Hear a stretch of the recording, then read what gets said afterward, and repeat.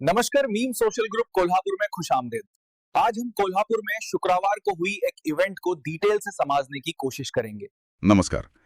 आज हम कोल्हापुर के सिद्धार्थ नगर इलाके में जो हाल में अशांति हुई उस पे बात कर रहे हैं।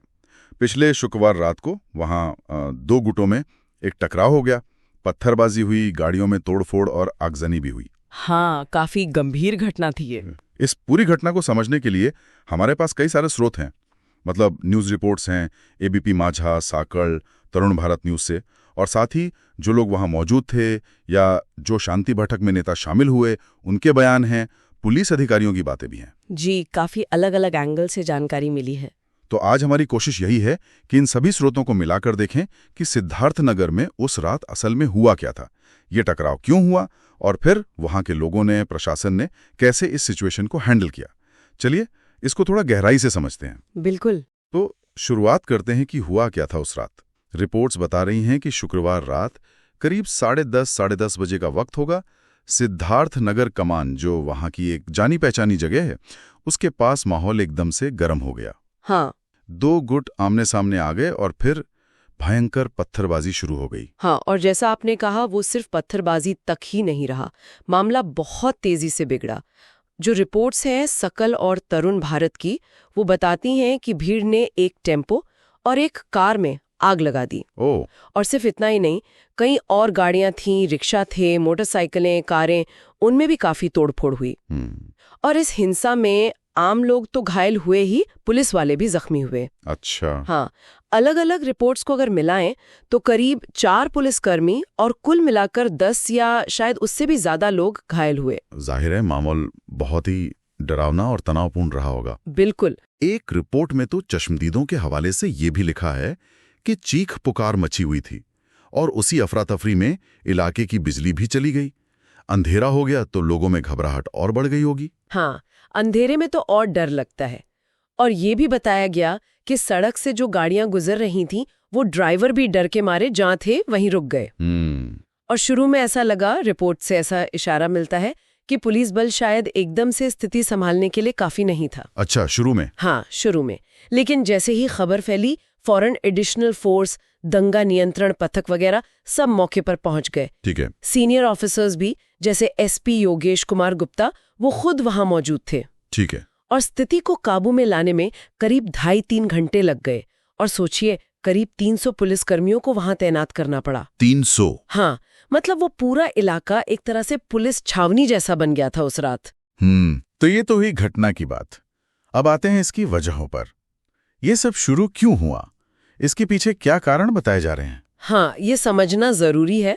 एक बात जो बार बार सामने आ रही है वो है राजे बागस्वार फुटबॉल क्लब का स्थापना दिवस। 31वां स्थापना दिवस था शायद। जी हाँ, 31वां। और इसके लिए उन्होंने सिद्धार्थ नगर कमान के पास एक स्टेज लगाया था, एक बड़ा सा बैनर भी लगाया था, और उस बैनर पर कुछ स्थानीय नेताओं की तस्वीरें भी थी। ये बात दोनों सकल और तरुण भारत की रिपोर्ट्स में है। अच्छा, तो स्टेज और बैनर लगाया गया था, फिर क्या हुआ? हाँ, और यहीं से मतलब दिक्कतें शुरू हुई। वो जो स्टेज लगाया था, उससे रास्ते में थोड़ी रुकावट हो रही थी। ओके। तो कुछ लोगों ने इस पर आपत्ति जताई। तरुण भारत की रिपोर्ट कहती है कि पुलिस को शिकायत मिली तो पुलिस ने आकर वो स्टेज हटवा दिया। इसके साथ ही सकल की रिपोर्ट में एक और बात है कि क्लब के लोग वहां कोई बड़ा साउंड सिस्टम लगाना चाह रहे थे, डॉल्बी या डीजे जैसा। अच्छा। लेकिन पास में ही सर्किट बेंच है, मतलब कोर्ट का एरिया, जहां शोर शराबी की मनाही होती है। हाँ, वो साइलेंस जोन होता है। बिल्कुल। तो पुलिस ने उसकी इजाजत नहीं दी और उनका वो साउंड सिस्टम का सामान भी जब्त कर लिया। तो स्टेज हट गया, साउंड सिस्टम की इजाजत नहीं मिली, लेकिन मामला फिर भी भड़क गया। हाँ, लगता तो यही है कि बात यहीं खत्म नहीं हुई। सकल की रिपोर्ट में ऐसा कहा गया है कि पुलिस के मना करने के बावजूद बैनर शायद दोबारा लगाने की कोशिश हुई और शायद कुछ नाच गाना भी शुरू करने की कोशिश की गई। अच्छा, पुलिस की मनाही के बाद भी? हाँ, ऐसा रिपोर्ट में कहा गया है। और फिर दूसरे गुट ने इस पे ऐतराज जताया। और इसी रिपोर्ट में एक और बात का जिक्र है जो शायद माहौल बिगाड़ने में अहम रही, कि एक गुट ने दूसरे गुट को शायद चिढ़ाने के लिए उनके खंबे पर जो बैनर लगा था उस पर हार पहना दिया। ओह, बैनर पे हार पहना दिया? हाँ, ऐसा रिपोर्ट में है। ये तो अजीब बात है। और फिर एक झंडे से जुड़ा विवाद सामने आया और इसने शायद आग में घी का काम किया। झंडे का विवाद? क्या हुआ था? यहाँ पर जानकारी थोड़ी सी अलग अलग है दोनों रिपोर्ट्स में। तरुण भारत की रिपोर्ट कहती है कि कमान पर एक झंडा लगा था, उसे हटा दिया गया। उनके शब्द हैं झेंगा काडला, मतलब झंडा हटा दिया। हाँ। दूसरी तरफ सकल की रिपोर्ट इसे झंडा फाड़े जाने की अफवाह बताती है, झेंडा फाडल्याच्या अफवेने। अच्छा, तो एक जगह कह रहे हैं हटाया, दूसरी जगह कह रहे हैं फाड़ने की अफवाह फैली। जी। अब ये असल में हुआ था या सिर्फ अफवाह थी, ये पूरी तरह साफ नहीं है। लेकिन इसी घटना या अफवाह के बाद तनाव एकदम बढ़ गया। सकल की रिपोर्ट के मुताबिक दोनों गुट फिर लाठियां और शायद कुछ और हथियार लेकर आमने सामने आ गए। ये वाकई ध्यान देने वाली बात है कि कैसे एक छोटी सी घटना या शायद सिर्फ एक अफवाह इतने बड़े टकराव की वजह बन सकती है, खासकर तब जब माहौल में पहले से ही थोड़ी गर्माहट हो। बिल्कुल, छोटी सी चिंगारी काफी होती है कभी कभी। अच्छा, अब ये तो हुई घटना और उसके संभावित कारणों की बात, लेकिन घटना के बाद जो शांति बैठक हुई, हाँ, वो बहुत महत्वपूर्ण थी। उसमें एक बिल्कुल अलग ही तस्वीर पेश की गई। एबीपी माझा की रिपोर्ट है इस पर। वहां जो नेता मौजूद थे, जैसे आदिल साहब का नाम आया है, उन्होंने बहुत जोर देकर कहा कि यह झगड़ा दो समाजों का नहीं था, मतलब दलित और मुस्लिम समुदाय का झगड़ा नहीं था ये। हाँ, ये बहुत अहम पॉइंट उठाया उन्होंने। उनका कहना था कि ये असल में दो मंडलों का झगड़ा था, मतलब जो स्थानीय यूथ क्लब या समूह होते ना जी, उनके युवाओं के बीच का झगड़ा था। अच्छा, मंडलों का झगड़ा। जी, और उसमें इत्तेफाक से दोनों समुदायों के लड़के शामिल थे, ये उनका कहना था। उन्होंने कोल्हापुर की जो प्रगतिशील विरासत है उसका जिक्र किया, शाहू महाराज का, बाबा साहेब अम्बेडकर का नाम लिया। हाँ, कोल्हापुर तो शाहू महाराज की नगरी मानी जाती है। बिल्कुल, तो उन्होंने कहा कि यहाँ तो ये दोनों समुदाय हमेशा से प्यार और एकता से रहते आए हैं। उनका मानना था कि ये पूरी घटना कुछ उल्लड़ किस्म के या कह लीजिए ज्यादा जोश वाले लड़कों की नासमझी से हुई। और इसी शांति बैठक में एक और बात उठी जो काफी गंभीर है। कौन सी बात? एबीपी माझा की रिपोर्ट में है कि वहां नशीले पदार्थों पर भी बात हुई।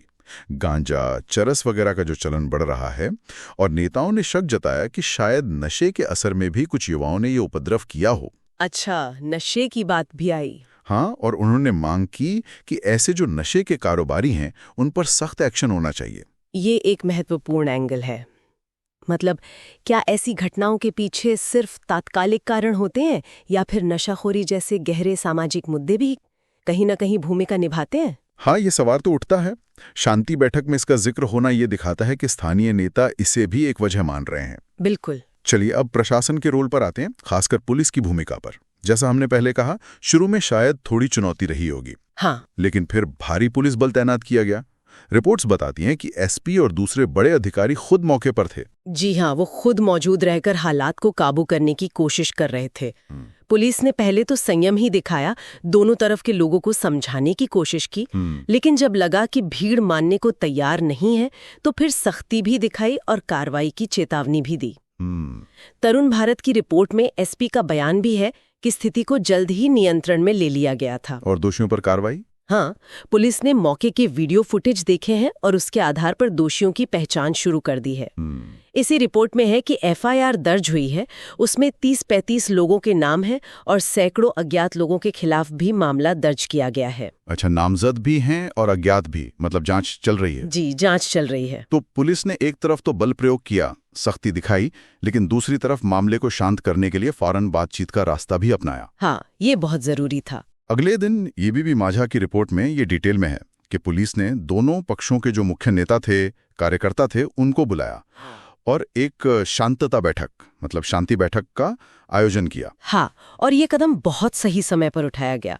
अगर इसको हम बड़े परिप्रेक्ष्य में देखें तो इस बैठक का मकसद सिर्फ फौरी तौर पर शांति लाना नहीं था, बल्कि आगे के लिए भी एक समझ बनाना था ताकि ऐसी घटनाएं दोबारा न हो।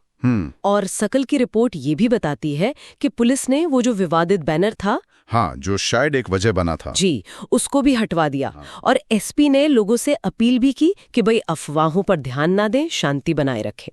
ठीक है, तो इस शांति बैठक में फिर समुदाय के जो नेता थे, प्रतिनिधि थे, उनका क्या कहना था? उन्होंने क्या संदेश दिया? देखिए, एबीपी माझा की रिपोर्ट के हिसाब से दोनों समुदायों के प्रतिनिधियों ने एक आवाज में इस घटना की निंदा की, कड़ी निंदा की। उन्होंने कहा कि ये कोल्हापुर का जो अमन पसंद और प्रगतिशील माहौल है, उस पर एक धब्बा है। उन्होंने बार बार यही दोहराया कि भाई ये शाहू महाराज की नगरी है, हम बाबा साहेब अंबेडकर के संविधान को मानते हैं और यहाँ दलित और मुस्लिम समुदाय हमेशा मिलजुल कर रहते आए हैं। तो उन्होंने भी यही माने कि ये समुदायों के बीच का झगड़ा नहीं था। बिल्कुल, बहुत साफ तौर पर कहा उन्होंने। जैसा एबीपी माज़ा पर आदिल साहब और दूसरे नेताओं ने कहा कि हमारा वाद मिट गया है। अच्छा, वाद मिट गया है। हाँ, मतलब हमारे बीच कोई झगड़ा नहीं है और वो इस घटना का बार बार जिक्र करके माहौल खराब नहीं करना चाहते। उन्होंने अपने अपने समुदाय के लोगों से, खासकर युवाओं से अपील की कि शांति बनाए रखें, किसी भी अफवाह या उकसावे में ना आए। ये अच्छी बात है। क्या भविष्य के लिए भी कुछ तय हुआ, मतलब आगे ऐसी घटना ना हो इसके लिए? हाँ, उन्होंने एक तरह का संकल्प भी लिया कि आगे से अगर ऐसी किसी भी घटना की जरा भी भनक लगेगी तो वो पहले से ज्यादा अलर्ट रहेंगे और मिलकर उसे रोकने की कोशिश करेंगे। मिलकर रोकेंगे? जी, मिलकर। और साथ ही उन्होंने पुलिस से फिर वही मांग दोहराई कि इस हिंसा के लिए जो भी जिम्मेदार हैं, चाहे वो नशे का कारोबार करने वाले हों या समाज में जानबूझकर नफरत फैलाने वाले, उन पर सख्त से सख्त कार्रवाई होनी चाहिए, बिना किसी नरमी के। ये मांग भी शांति बैठक में उठी? जी, प्रमुखता से उठी। तो इन सब बातों का अगर हम निचोड़ निकालें तो क्या समझ आता है? कोल्हापुर की ये घटना हमें क्या दिखाती है? देखिए, मुझे लगता है ये घटना ये दिखाती है कि कैसे कभी-कभी स्थानीय स्तर पर जो छोटे लगने वाले मुद्दे होते हैं, जैसे किसी क्लब का फंक्शन है, स्टेज लग रहा है, बैनर लग रहा है, या फिर झंडे को लेकर कोई बात हो गई या कोई अफवाह फैल गई, ये छोटी छोटी बातें भी गलत फहमी या कुछ शरारती तत्व या कह लें अति उत्साही तत्व, उनकी वजह से एक बड़े टकराव का रूप ले सकती हैं। मतलब जमीनी हकीकत पर छोटी सी चिंगारी भी माहौल को बहुत बिगाड़ सकती है। और शायद ये भी कि शांति बनाए रखना कोई एक बार का काम नहीं है, ये लगातार चलने वाली प्रक्रिया है। बिल्कुल सही कहा आपने। ये इस बात को भी साफ करता है कि शाहू महाराज की भूमि जैसे इलाके जिन्हें हम ऐतिहासिक रूप से प्रगतिशील मानते हैं, सद्भाव वाला मानते हैं, वहां भी सामाजिक शांति और एकता बनाए रखना एक लगातार कोशिश है। इसे हम फॉर ग्रांटेड नहीं ले सकते। हाँ, पुलिस ने तेजी से एक्शन लिया, समुदाय के नेताओं ने फौरन शांति की कोशिशें की, इससे स्थिति संभल गई, ये अच्छी बात है।